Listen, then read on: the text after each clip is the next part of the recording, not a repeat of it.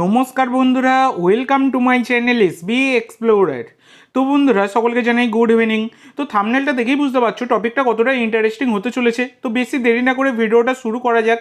তার আগে যারা চ্যানেলে প্রথমবার এসেছো অবশ্যই সকলে একটা করে সাবস্ক্রাইব করে দিও। তোমরা সাবস্ক্রাইব করে রাখলে পরবর্তী ভিডিও বানানোর মোটিভেশন অনেক বাড়ে, সেজন্য অবশ্যই সকলে একটা করে সাবস্ক্রাইব করে রেখো।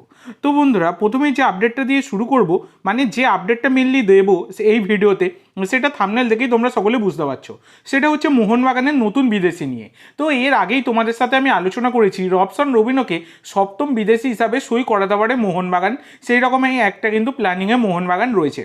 এছাড়া কিন্তু মোহনবাগান আর একজন ব্রাজিলিয়ান তারকা, মানে আরও একজন ব্রাজিলিয়ান মিডফিল্ডারের সাথে কথাবার্তা কিন্তু চালাচ্ছে, যে নামটা কিন্তু আগামীকাল জানা যেতে পারে, যেটা কিন্তু রেপ স্পোর্টস তারা জানিয়েছে। এই রকমই তারা কিন্তু বড় খবর করেছে। কিন্তু দেখো, আমি গতকালকের ভিডিওতেও তোমাদেরকে জানিয়ে দিয়েছিলাম, গতকালকে সকালের ভিডিওতে তোমরা দেখতেই পাবে যে মোহনবাগান ম্যানেজমেন্ট তারা কিন্তু আরও একজন ব্রাজিলিয়ান তারকার সাথে কথাবার্তা চালাচ্ছে রবসন রবিনো ছাড়াও। তো সেই খবর আমি তোমাদেরকে আগেভাগেই কালকে জানিয়ে দিয়েছিলাম, এবং মানে গতকাল জানিয়েছিলাম। এবার আগামীকালকে কিন্তু সেই ব্রাজিলিয়ান প্লেয়ারটির নাম কিন্তু জানা যেতে পারে। তো জানা গেলে আমি তোমাদের সাথে শেয়ার করে দেবো। তবে মোহনবাগান ম্যানেজমেন্ট অন্যরকম পরিকল্পনা নিয়ে এগোচ্ছে।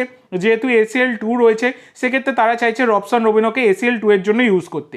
সেটা আমি তোমাদের সাথে আগেও আলোচনা করেছিলাম যে রবিনোর কোয়ালিটি নিয়ে কোনো রকম সন্দেহ নেই, কিন্তু রবিনো যেহেতু লেফট উইঙ্গার এবং লেফট উইংয়ে মোহনবাগানের কিন্তু ভারতীয় ভালো ভালো প্লেয়ার রয়েছে, সেক্ষেত্রে ISL এর মঞ্চে কোনো বিদেশি লেফট উইঙ্গার মোহনবাগানের দরকার আছে বলে কার্যত মনে হয় না। সেটা আমি গতকালকে আলোচনা করেছিলাম।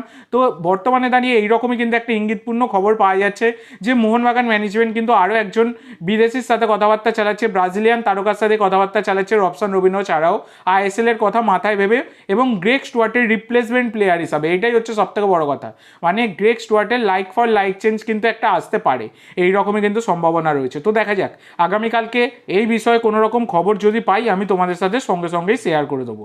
সেই কারণে অবশ্যই তোমাদেরকে চ্যানেলটি সাবস্ক্রাইব করে রাখতে হবে। তো আজকের জন্য এইটুকু বন্ধুরা। ভিডিওটি ভালো লাগলে অবশ্যই লাইক করো, শেয়ার করো। আমার চ্যানেলে প্রথমবার এসে থাকলে চ্যানেলটি সাবস্ক্রাইব করো, আর কমেন্ট করে জানাও ভিডিওটি কেমন লাগলো। ধন্যবাদ।